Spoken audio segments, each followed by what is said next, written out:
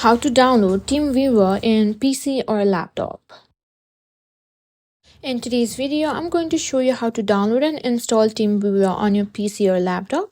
Teamviewer is an amazing tool for remote access, file sharing, and remote support.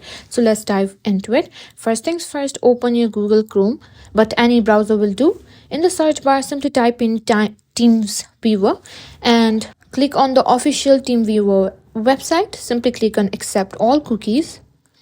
Now go to free download. Now once you've done that, here you can find three options. Now let's go to free download. Click on download now.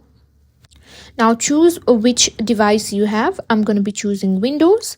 Now simply scroll down and until you find Teamviewer full client. Now simply download Teamviewer full client. There are two options, that is download 64-bit or 32-bit.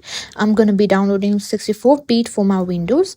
Now at the top right corner, you can see the download option. Simply open it. After we've opened the file that we have downloaded, simply double click on the file.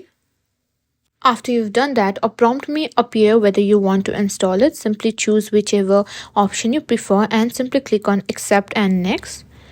Now a prompt may appear whether you want to install it. Simply click on install and that's it. That's how you can simply install Teamviewer.